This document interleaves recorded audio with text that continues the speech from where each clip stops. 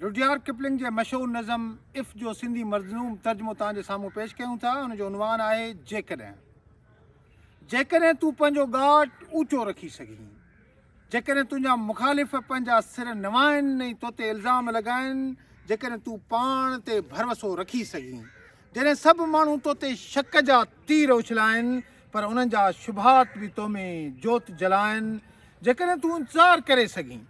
जेकॾहिं तूं इंतज़ारु करे सघीं, तुंहिंजो इंतज़ारु तोखे थकाए न सघे ऐं जेकॾहिं माण्हू तो ते तुहमतूं लॻाइनि ऐं कूड़ बि तोखे झुकाए न सघे, या जॾहिं तोसां केरु नफ़रत जो इज़हार करे त तुंहिंजी दिलि उन जे नफ़रत में न ॻरे, न ई तूं को ॾेखाउ ऐं वॾाई करीं, न ई को तूं ॾेखाउ ऐं वॾाई करीं, न ई चालाकियुनि ऐं ॾेखाउ सां पाण खे ख़्वार करीं, जेकॾहिं तूं ख़्वाब ॾिसी सघीं,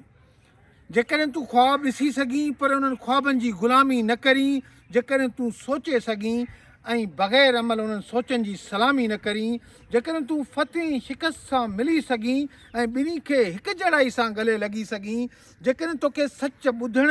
जी हिमत ऐं शक्ति आहे ऐं जाहिलनि ऐं ठोगियुनि जी चालाकियुनि खां मुक्ति आहे, या गौर करीं ऐं ॾिसीं त दुनिया कीअं तोखे जोड़े तोड़े थी ऐं हिमत करे नए सर पाण जोड़ी ऐं ॾिसीं त नवाण कीअं विलोड़े थी, जेकॾहिं तूं पंहिंजी कामयाबियुनि जो हिकु खोड़ बणाई,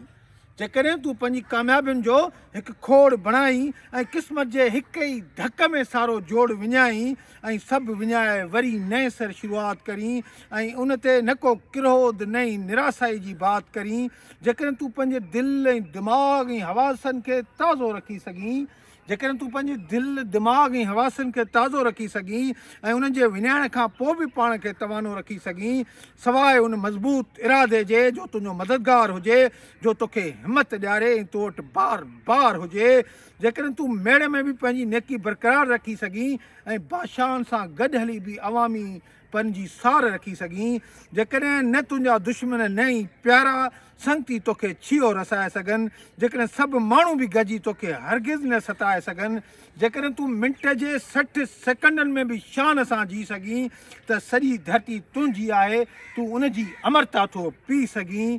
त पोइ तूं असुल माना में महान थींदे, त पोइ तूं असुल माना में महान थींदे ऐं मुंहिंजा बचड़ा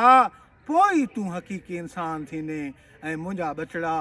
पोइ तूं हक़ीक़ी इंसान थींदे। तव्हांजी तमामु घणी महिरबानी।